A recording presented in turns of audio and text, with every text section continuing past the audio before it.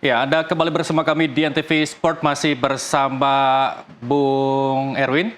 Kita bahas masih dengan Liga Inggris begitu ya. Kalau tadi kita sudah bahas Liverpool, Arsenal, dan saya mau head-to-head-kan Arsenal dan City. Bagaimana menurut Anda di klasemen sementara 1 dan 2 ini? Hanya beda 1 poin? Ya, beda 1 poin. Ada beberapa kemungkinan ya. Kalau City menang terus, udah pasti juara. Tapi yang menarik adalah kalau misalnya City agak terpleset nih, 2 kali menang, 1 kali seri, sementara Arsenal 2 kali menang, ini poinnya bakal sama. Tadi sedikit sudah kita singgung bahwa kalau misalnya poinnya sama, head to head ya, head to head yang akan dipakai. Head to headnya menang Arsenal. Jadi para pendukung Arsenal pasti akan berharap 1 aja gitu kepleset City. Kalau misalnya City kepleset 1, seri atau kalah, itu Arsenal punya peluang untuk jadi juara. Baik, senang-senangin dulu pendukungnya Arsenal begitu. Apakah akan kepleset Manchester City dalam 3 laga berikut? Menurut Anda? Ya, peluang untuk kepleset itu agak susah. Karena sekali lagi City sangat stabil di pertandingan belakangan ini ya. Di menjelang akhir ini mereka menang terus. Lawannya juga relatif lebih mudah. Ada Hotspur di situ, tapi Hotspur juga semalam habis kalah lawan Liverpool dengan skor 2-4. Ini lawannya City, salah satunya Hotspur. Tapi Fulham serta Hotspur, satu lagi lawan dari City adalah West Ham. West Ham ini juga penampilannya juga sedang tidak bagus. Jadi peluang untuk menang terus, sapu bersih, ini sebenarnya besar untuk City. Apalagi City sekarang pemainnya sehat semua, fit semua, siapapun bisa dimainkan. Baik, kalau kita lihat di 3 musim terakhir, City sebagai juara begitu ya. Kalau tahun ini, musim ini City juara lagi 4 kali berturut-turut. Memang beban mental untuk mempertahankan juara Liga Inggris itu lebih berat begitu ya. Menurut Anda ini memang sudah terbentuk oleh Manchester City untuk terus mempertahankan kejuaranya di Liga Inggris atau seperti apa? Ya, ini kan tim yang dibentuk oleh Pep Guardiola dalam waktu yang tidak singkat ya. Dan musim ini mereka sudah melupakan gelar Liga Champions. Musim lalu mereka treble. IPL, Liga Champions, Piala FA.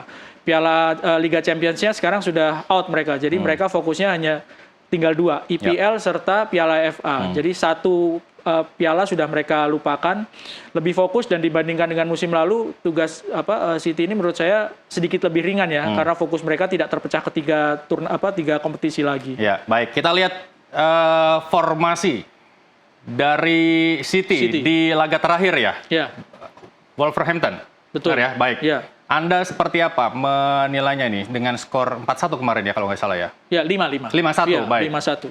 Nah, bagaimana Anda melihat formasi ini? Ya, ini formasi terakhir 5-1, Erling Haaland yang jadi striker cetak 4 gol. Oke, luar biasa. Jadi formasinya ini 4-2-3-1, ini kadang-kadang 4-1-4-1. Ini dari 3 tim, Arsenal, City serta Liverpool, ini yang paling variatif formasinya.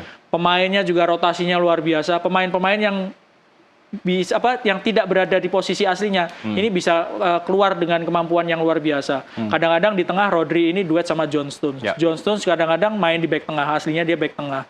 Kyle Walker kalau nggak main masih ada Rico Lewis, pemain muda.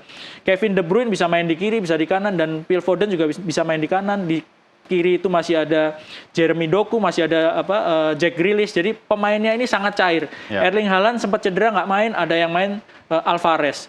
Jadi pemainnya ini sangat cair, rotasinya sangat fluid ya, sangat mudah gitu ya. Sepertinya sangat mudah bagi Pep Guardiola dibandingkan dengan 2 tim pesaingnya untuk menempatkan pemain dan bisa tampil maksimal. Baik, ini menjadi aktor utama Haaland ya dengan mencetak 4 ya. Nah, bagaimana dengan performa sebelumnya? Apakah memang peningkatan Haaland ini termasuk peningkatan yang pesat atau mungkin standar, atau karena memang ada peluang Haaland peluang itu dihajar oleh Haaland? Jadi Haaland ini sampai sekarang masih menjadi top scorer sementara, 25 gol. Tapi jika dibandingkan dengan musim lalu, Haaland ini mungkin karena sudah banyak yang tahu gaya mainnya, menurut saya tidak seganas musim lalu dalam kontribusi mencetak golnya. Dia juga sempat beberapa kali absen karena cedera. Baik, kalau formasi ini menurut Anda sudah ideal untuk melawan 3 lawan berikutnya? Menurut Anda seperti apa? Kalau bicara City sih formasi apa aja kayaknya oke-oke aja gitu. Aja gitu ya. 4-1-4-1, 4-2-3-1, 4-4-2 atau 4-3-3 itu sistem yang diberikan Pep Guardiola ke pemainnya itu sudah sudah benar-benar merasuk ya. Sudah tahu betul pemainnya, bahkan pemain back kiri ditaruh back tengah ditaruh gelandang tengah. Itu sistemnya sudah jalan gitu. Jadi dia tahu meskipun nggak berada di posisi aslinya, dia tahu harus bermain seperti apa. Ini yang nggak dimiliki, belum dimiliki oleh pesaing-pesaing City di sekarang ini. 4 musim mereka mendominasikan luar biasa. Ya, menurut Anda nanti di final siapa lawan siapa kalau bisa dilihat prediksinya? Di kompetisi akhir kompetisi. Di akhir kompetisi. Ya Arsenal lawan City ya. Arsenal lawan City ini yang akan berpacu sampai akhir tanpa mengecilkan arti dari Liverpool karena Liverpool sekarang poinnya 4 selisihnya dengan City. Nah, bagaimana pertandingan nanti kita lihat memang sama-sama kuat begitu ya secara statistik klasemen berada di bawah dan atas masing-masing dengan jeda 1 poin begitu ya. Menurut Anda seperti apa nih? Kalau mereka beradu nih, apa yang terjadi?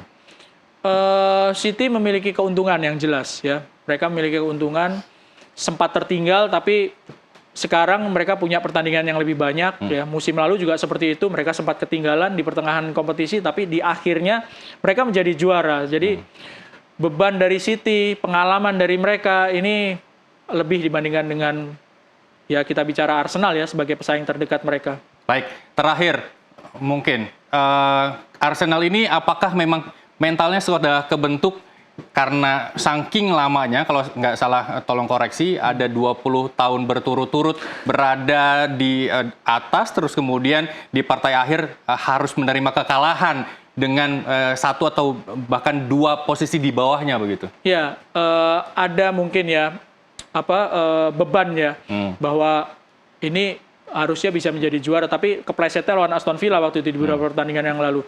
Memang selama dia tahun 2004 terakhir juara, sudah cukup lama 20 tahun, dan 2 musim terakhir ini memang pahit sih buat Arsenal ya. Kalau sampai musim ini nggak juara lagi memang pahit buat mereka, dan ini harus beban yang harus dilepas buat Arsenal.